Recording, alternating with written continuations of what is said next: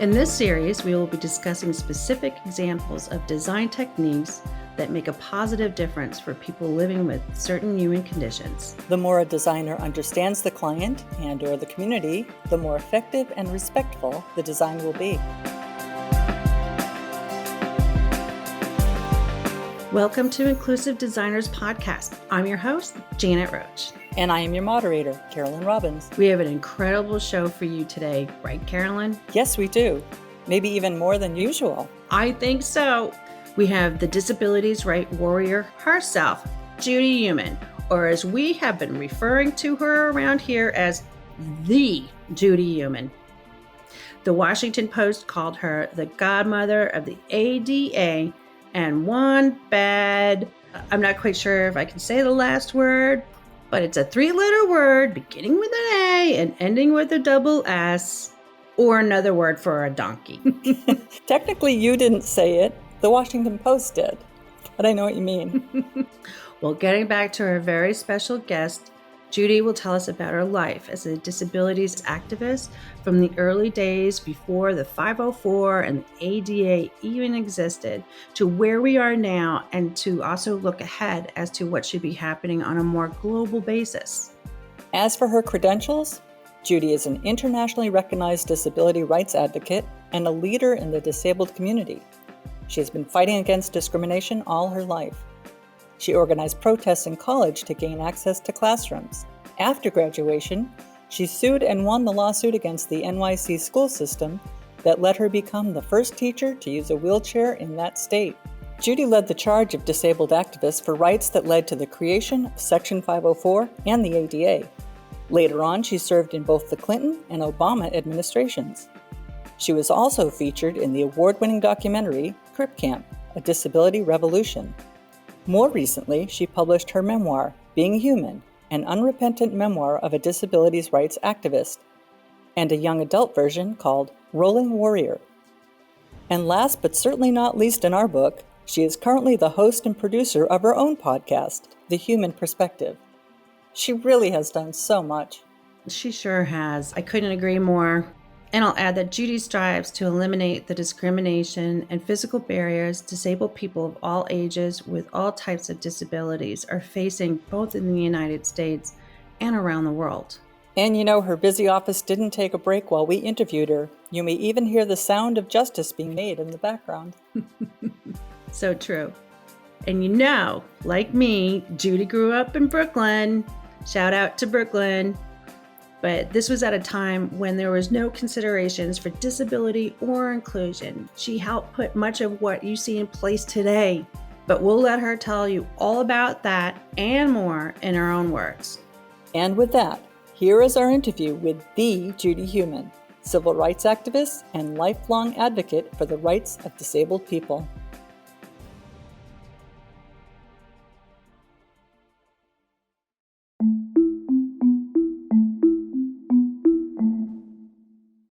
Hi, and welcome to Inclusive Designers. I'm your host, Janet Roach, and today we have the legend, Judy Heumann.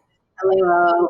We've been calling you the Judy Heumann, it just to emphasize it to people that we're talking to about that we were going to talk to you today. Judy, thank you so much. Thank you for inviting me onto the program. Let's kind of dive right on in because there's a lot to talk about. And I just want to say inclusive designers would not be a thing if you hadn't pushed that needle, right? Made sure that everybody was paying attention. Before you started with the 504 and your sit-in, and what were things like? I know that you write a lot in your book about you recognized it. Did you recognize it was discrimination right away, or did you think it was just unfair? And then did you see ways that people, like, why didn't they do things the way they're trying to do things now? Like, can you talk a little bit about that? Sure. Let me start by saying that there's so many people who've been involved in our movement in the United States and around the world. And I am one of those people, but I never take credit for everything that's happened. And at the end of the day, you, Janet, and Carolyn really are the ones who've been driving forward the work that you've been doing. And I think maybe myself and many other people have helped to open spaces that maybe weren't as available in the past. But I think it's still important to say that we, from my perspective, are not yet where we need to go. Right, and we'll dive into that. I see the gaps. I'm sure you not only see the gaps, you know the gaps by heart. So I love the fact that your parents were such kind of rebel rousers, especially your mom. Like she was just not having anything that any of the school boards and everything like that was gonna throw at you.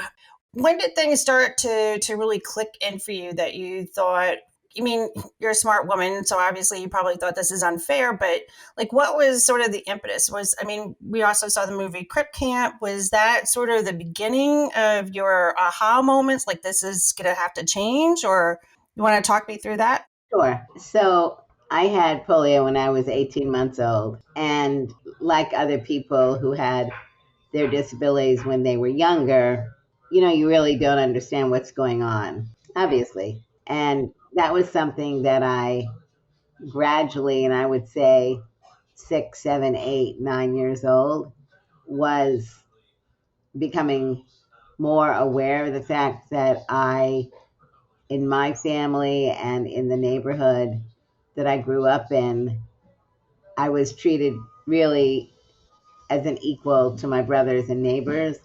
But when it came to school, as an example, I was not treated equally. Right. Kids at 5, parents took them to school, they got enrolled in school, and they went to school every day. But me, that's not what happened. Right. Yeah, you talk about a lot of this, and they called you a fire hazard. It was really really horrible. And then they said, well, we can give you instruction at home, right? I couldn't understand. It was 2 hours a week or something like that. And there was cross stitching involved. Maybe you could tell a little bit about that story as well. Yes. So when the principal in the school said that I couldn't go there, told my mom not to worry because the Board of Ed in New York City would send a teacher to my house. Well, they did, but not in kindergarten. And they did for the first, second, third, and half of the fourth grade. Wow. And they came twice a week, once for an hour, once for an hour and a half. And then at some point, I stated as for good behavior, they threw in an OT who was teaching me sewing. Right. So That's what it that went was. on till the middle of fourth grade. When I finally got into a program that was only for disabled children in a regular school, but special classes. And getting involved in that program was the first time I was ever with any other disabled people. I didn't know any other disabled people really until that point. And the first year, I believe that I went to school in these segregated classes, I also went to camp, not Camp Jeanette, but Camp Oakhurst. So I went to Camp Oakhurst in New Jersey for a couple of summers. And then as I was getting a little older, I started going to Camp Jeanette. So I was learning from my other friends also that we, in coming together, it also allowed us an opportunity to speak to each other and to realize that not only that we were being treated differently than our brothers, our cousins, our neighbors, but that the discrimination that we were experiencing. Yeah. So I think the issue of discrimination is also something that we hadn't talked about earlier as kids. So I think, what was important for me being with other disabled people is realizing that I wasn't alone and that I also was learning from other people that we all felt very similarly, that we were not being treated equally, and we were beginning to talk about why that was. And I think really at a pretty early age, in like an age appropriate way, we were not only talking about the barriers, but we were beginning to think about solutions. Huh. And I think that definitely is something that we continue to discuss today. Right. Because there are so many issues and different solutions. And obviously, over the last, 74 years of my life, there have been lots of different kinds of solutions for many different issues. in some areas, solutions that haven't been implemented. Right. We look at things like home and community-based services Mm-hmm. or personal assistance services. The system is quite problematic, and the number of people who need to be getting benefits from the government is way underserved, and the risks that people are taking because they're not getting sufficient personal assistance services, and how that limits our ability to work and go to school and participate in society. We know the solutions. Right. The government has not put sufficient amounts of money, and then of course some of the criteria around how to get on things like Medicaid. All of those are still issues that Huge. we understand the solutions, we just haven't implemented them. Right. And all that healthcare is all important to people's health and well-being, and which should be everybody's right. I just want to let listeners know that one of the reasons why we're talking about this as inclusive designers, I don't think we can talk about the physical environment without talking about advocacy for the people that we serve. So that is why we want to talk to you today, Judy, and get your perspective. So then let's jump forward to when I'm going to get this right, the Rehabilitation Act of 1973, which, by the way, I have decided I am coming in September of 2023. I'm gonna find you, and we're gonna go out and we're gonna have a good time. Just letting you know. Okay. So the 50 so now I totally forgot. Now that I've asked you out on a date, I forgot my question for the for the 504. That's actually coming up as the 50th anniversary. And one of the things you talk about in the book, which is being human, and we'll also have that on our website, links to being able to get the book. It's Being Human and an Unrepentant Memoir of a Disabilities Right Activist. That's our guest today, Judy Heumann. But I thought it was fascinating that I wanted to ask you a couple questions about that time frame, because there was this man that was brought in by Jimmy Carter. His name was Joseph Califano. Is that right? Yeah. All right. Just so we're clear, we can't swear on the show. So this is going to be where, like, I am going to really try really hard not to do it. He was difficult. Did you think that, like, did he not read any of it? I think even when he signed it, I got the impression he was just like, whatever, get out of my offices. Like, did you get that impression, or? So Joe Califano was the secretary of the Department of Health, Education, and Welfare. Right. And when the American Coalition of Citizens with Disabilities organized demonstrations around the country, I was one of the members on the board, and we were organizing to hold regional demonstrations. When the demonstrations started in San Francisco, the regional secretary was a man named Joe Maldonado. Right. And Maldonado did not know what the regulations were. No. His staff didn't know. Califano did. I wouldn't say he was an expert on them, but he knew about them. He knew what they were.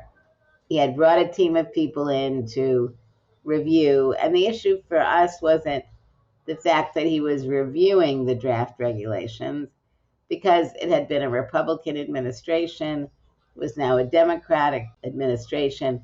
So wanting to do a quick review, that was like appropriate. But what we began to hear is that Califano had a number of concerns. Excuse me, I'm sorry. Wasn't one of the concerns that they thought somehow the United States economy would tank with these new regulations? That was not it. You're shaking your head. Okay. I'm sorry. Go ahead. No, I mean, I think he had brought a team of knowledgeable people in to do a review, but at the same time, he was hearing from lobbyists, from hospital associations, higher education associations, and others who were talking about how this was going to be so terrible and how costly it was going to be. And Gerald Ford, who was the president prior to Jimmy Carter, he could have signed the regulations, but he didn't, because he said it would be too costly and he wouldn't do it. So you're not far off in what you're saying. Right. But I think the reality, of course, was that that was not true. And especially because the way the regulations were written, uh, there was not an expectation, for example, that any building that had received federal money, like a school or a hospital or a university, that overnight they would make themselves accessible. That was never the expectation. Right. And for people who look at the regulations, you can see that there are many steps. I don't mean literally steps, but many, Right. Yeah. which I think really was done in such a way to make the intent of the law be carried out in a way that wouldn't adversely affect our ability to keep the law. So things like a new building would have to be built accessible. Major renovations would have to be accessible.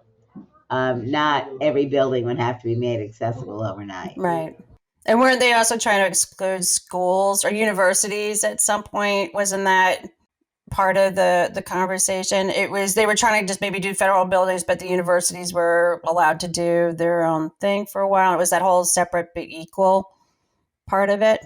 Yes. Well, one of the issues that we were concerned about is the way they were discussing potential changes to the draft regulations would have enabled kids and college students not to have the same choices as others. Right. So in the film Crip Camp, we talk about how we're not going to accept separate but equal. Yeah. And I think the regulations really had a good balance of what needed to happen to ensure that students would not be segregated at the same time that all schools were not going to have to be made accessible overnight. Right. Yeah. Now, do you just want to quickly explain to our listeners the difference between the 504 and the American with Disabilities Act, the ADA? Because one plays off of the other. Can you talk to our listeners a little bit about that? So, Section 504 says if you are an entity that is getting money from the federal government, you may not discriminate against one based on disability. There are similar provisions that exist in race and gender. Right. Disability came in 73. And it's different than the ADA because the ADA covers the private sector. The ADA really covers everything that 504 didn't cover. So it covers the business community, it covers shopping malls, movie theaters, all these entities that the general public uses, but wasn't covered under 504 because they didn't get money from the federal government. Right. So, employment, Title I of the Americans with Disabilities Act, was particularly important. Now, 504 covers employment, but it only covers employment if the entity is receiving money from the federal government. So, a university, a city government, a county government, a federal government, a state government, they're all receiving money from the federal government. So, if someone had a disability and they were denied a job and or denied an interview and a job, whatever, they could file a complaint with the EEOC. Like in 1970, when I was denied my teaching license, Mm-hmm. there was no 504. Right. So when they denied me my license, when the Board of Education of the City of New York denied me my license because I wasn't able to walk, if this would have happened after the spring of 73, then I could have filed a complaint. Right. But it happened before 504 went into effect. Yeah. So if I applied for a job to work at a bank, banks didn't get money from the federal government. So if I was denied a job based on the fact that I couldn't walk, for example, then I wouldn't have been able to file a complaint until 1990 90, right. under the ADA. Right. And for those who want to know a little bit more about Judy's decision to become a teacher, and I'd argue that you are a teacher, like on a larger stage than you probably ever would have imagined, you can listen to her terrific TED Talk, which will be on our website. The other thing I would say that if you want to learn more about the ADA and 504 and other laws, if you go to ada.gov. Yeah, well, for inclusive designers, this is a really important piece. Let's kind of switch gears a little bit and talk a little bit more about design.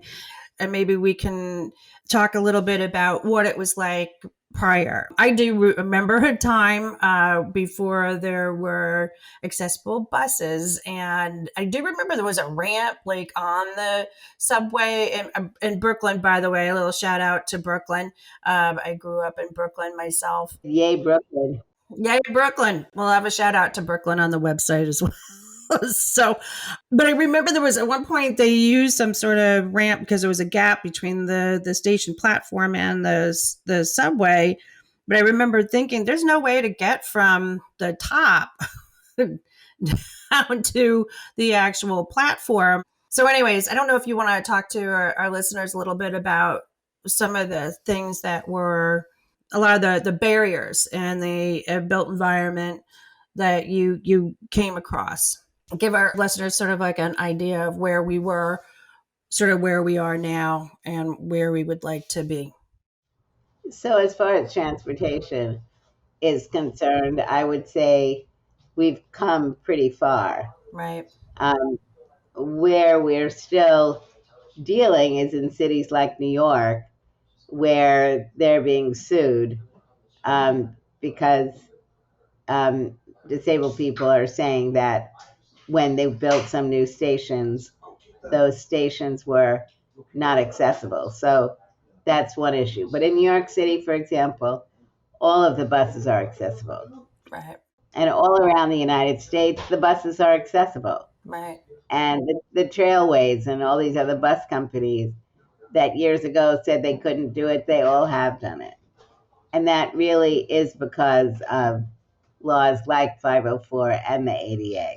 Oh, yeah, absolutely. It's come a long way. And maybe we could talk a little bit about, I do teach. And one of the things that I teach is, it's a day class, but it's we sort of do some simulations of different types of health conditions. So everything from visual impairment to paraplegia to mimicking different types of, like I said, human conditions. And we do also have the wheelchair experience, and it's fascinating to me. I think when my students get on there, they seem to think it's going to be an easy ride. They're just going to sit there. But it's still, there's a train station around the corner from the school. There is no access, and they can't fathom that there's no access until they're trying to actually get down to the train station. Just even a coffee shop will be inaccessible. I guess what I'm trying to ask is that, in that type of scenario for students, for teachers, I know that like in your TED Talk, you also talked about, like, did you ever break your arm? So how did that feel? What did that make you feel? And those are temporary conditions, temporary inconveniences, but this is every day for millions of people. Is that a decent idea to have that temporary setup for students to learn? Is that, I found like that's a big eye opener, but I make sure that I tell them, and I make sure that they recognize it's a temporary thing and it's not permanent. But I think that they're always pretty wowed at how many things that they take for granted every day that they don't realize are completely inaccessible. So I am not sold on simulations unless they're done in a really careful way. We had run a project when I lived in Berkeley and I worked at the Center for Independent Living. We had a grant from Department of Rehabilitation, and we brought small groups of rehab counselors to the CIL, and then they would be there for 5 days. and they would live with someone who had a disability. And the disability that they simulated was the same disability as the person they stayed with or similar. Mm. What I liked about that better was first we had discussions about what they thought about disability, what they thought they would or wouldn't be able to do. And then they, I think, simulated for like 2 days.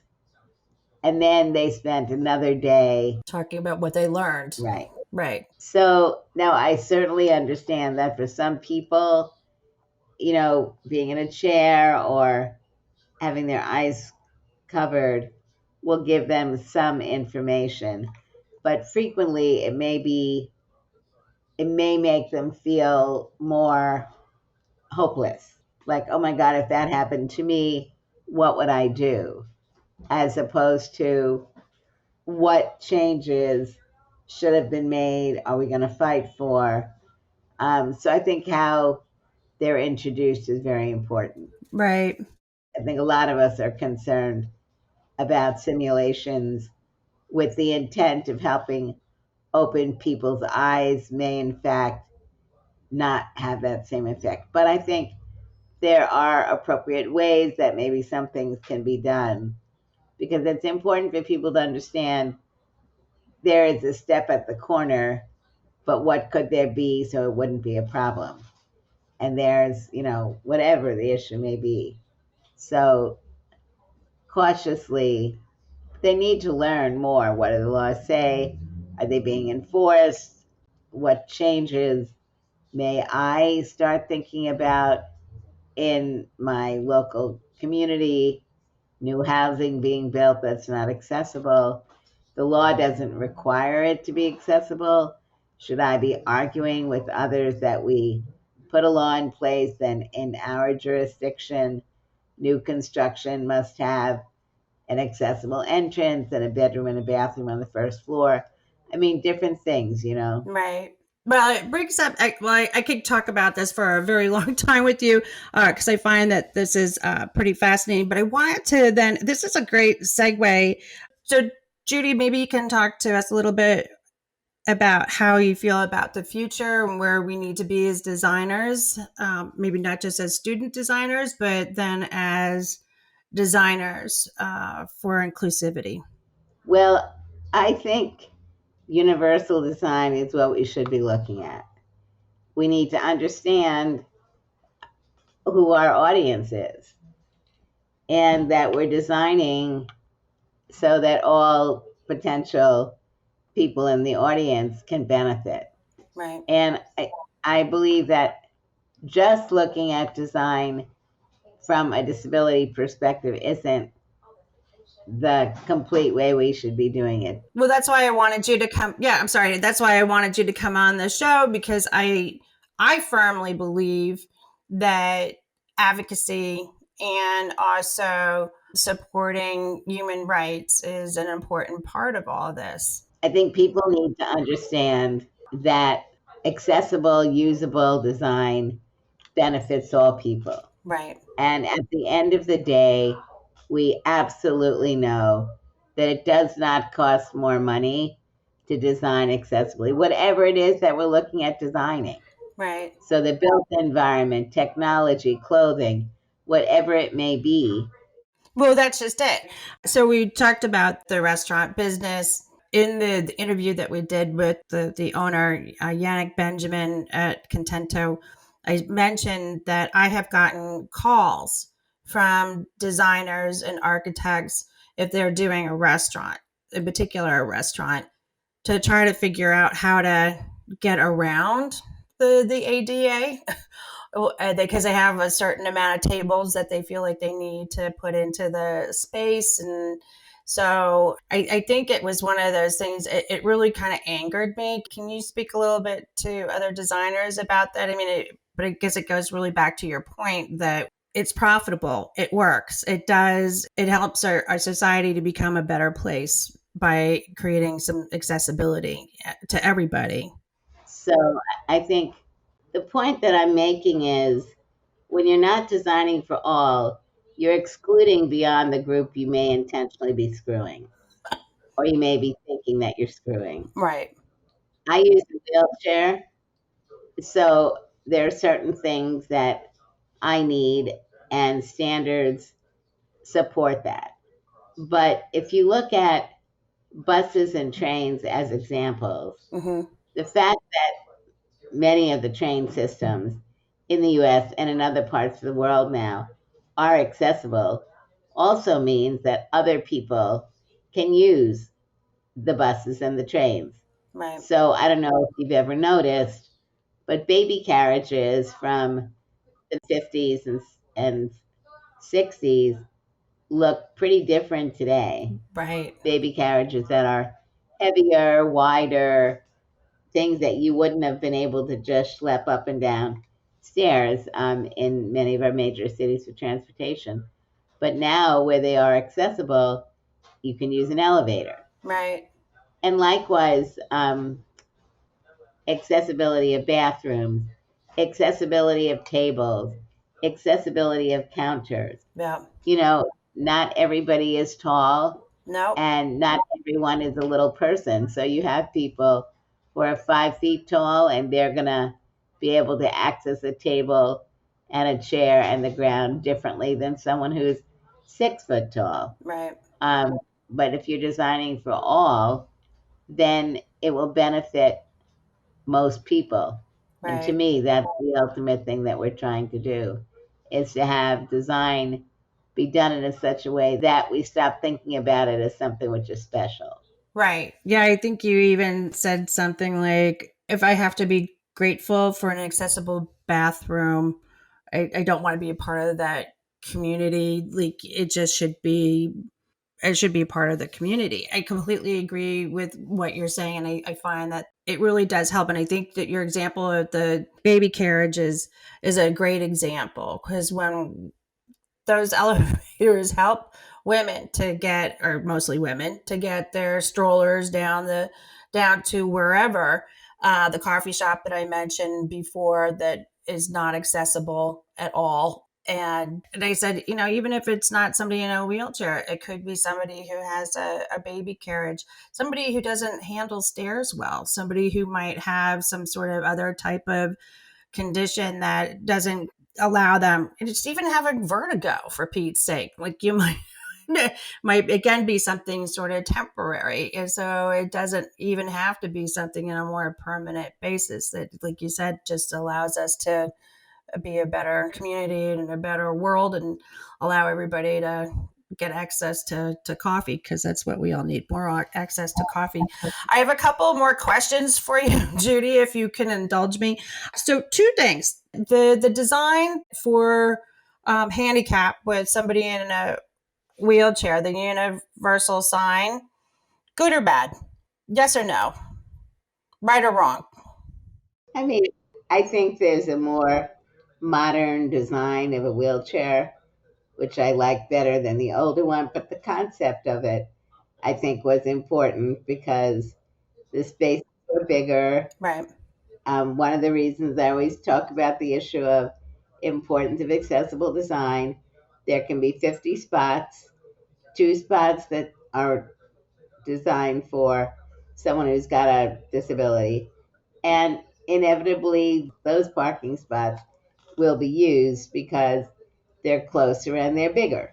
Right. So it just reinforces that if we're doing universal design, then we look at designing our parking spots so they're appropriate for all, and that a certain number of them, as is required, are bigger Right. so that people using wheelchairs can get in and out of their car. Well, right on. I actually meant more like the placard, the blue sign. Yeah, you're good with that. You just want a different wheelchair on the front. Is that because I felt like sometimes it doesn't include everybody? To your point about the parking spots, I've had a lot of friends like who have had maybe heart attacks, or have a kid who is nonverbal autistic. Right, but they're eligible. I know, but people then look at them and say, "You're not in a wheelchair. How dare you use this space?" Which I argue is they mean well. Unfortunately, it's very I mean, I think I think that they're trying to punish. That's Go ahead, Judy. I'd say I think it's a good point, and there may be people that are looking at a different sign, but I think the laws typically in states, whether someone is using a wheelchair or not, but they can show medical need that they need certain things, then they can get it.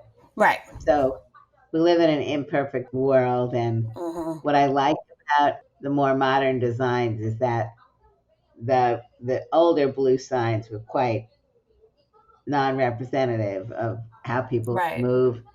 But I think the point that you're making would be interesting from your listeners to know if any of them in any of the communities they live in are designing a different kind of sign.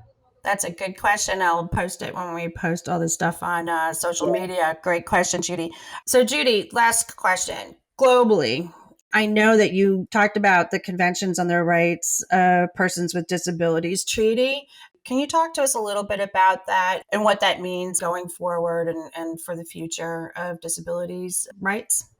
I think one of the important parts about the United Nations adopting the Convention on the Rights of Persons with Disabilities in 2006 is that it was a process that brought disabled people together from around the world to work with delegations from every country that is a member of the UN to discuss what forms of discrimination and barriers disabled people of all ages were experiencing, and then to agree that there was a need for a document called a treaty that would articulate the principles in about 42, 43 articles of what needed to be occurring.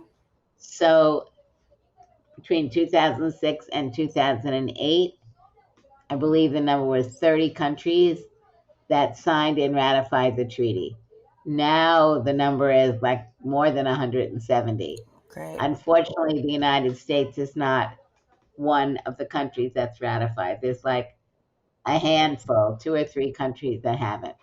But when President Obama was in office, he signed the treaty, and then it needs to go to the Senate. The way it works in the United States is in order for a president to ratify a treaty of any kind, there needs to be a vote from the US Senate, not the House, from the Senate. It has to be 2/3 of the senators voting to support the treaty. I was working at the State Department at the time that the issue was moving forward, Right. and we were unsuccessful with the Republicans. So we could not get sufficient number of votes when the treaty was presented on the floor, and therefore we haven't ratified. But let me say a couple things. One, so many, I mean, basically, as I said, there's only a handful of countries that have not ratified. What that means is if a government ratifies the treaty, they are committing to such things as all children getting an education, early childhood, higher education, issues around employment, issues around transit, around health, around communications, on and on. These particular articles are ones that governments are agreeing that they either have legislation and they'll review what it is they have to ensure compliance, or that they will develop new legislation and that they will take responsibility to help ensure that the treaty itself was being implemented with the ultimate objective of significantly reducing the discrimination and barriers that disabled people with all types of disabilities experience. Now, that obviously is going to take decades, given the fact that we've had laws like 504 for 50 years. Wow. But we've made good progress, and countries that have ratified the treaty and are taking it seriously, you are beginning to see some important changes. And in some ways, some of the important changes are that disabled people's organizations in their respective countries are getting much more involved with getting laws passed, getting policies developed and implemented. All of that is very important. I would say the CRPD is slowly changing the way disabled people are seen around the world, and the benefit that we've seen in the US of laws like 504 and ADA. We're seeing slowly but similar outcomes in many other countries. That's great. All right. Judy, thank you so much. This has been really wonderful. Again, the legend, Judy Heumann. It's been great. Thank you. We couldn't be happier that you stopped by today to talk to our Inclusive Designers listeners.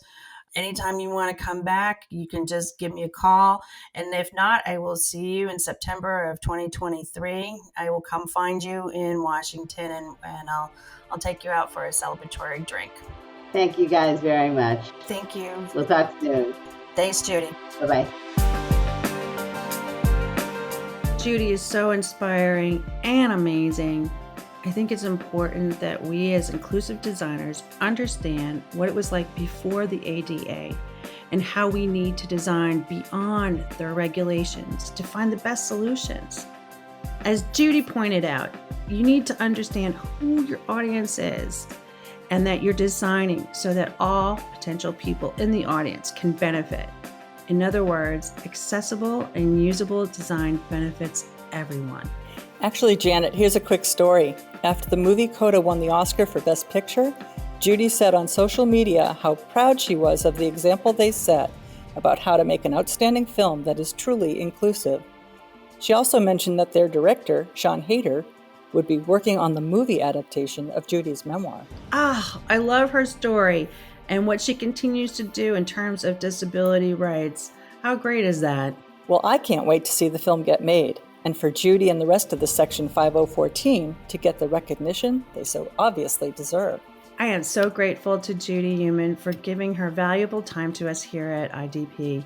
I cannot thank her enough, and I cannot wait to go down to DC and visit her during the 50th anniversary of the 504 Rehabilitation Act in September of 2023. Carolyn, I gotta tell you, I cannot believe I asked her out. I did not plan that, it just came out. Anyways, that said, I do hope the timing works and we can actually get together to celebrate the 50th anniversary, because it would be awesome. There will probably be so much more to talk to her about by then, maybe even whether the movie based on her book is up for a future Oscar. Time will tell. And speaking of time, I think it's about time to wrap up this episode. As always, we will share the links for Judy, the ADA, 504, and of course a few other things that were mentioned along the way during this discussion. All that on our website at inclusivedesigners.com. That's inclusivedesigners.com.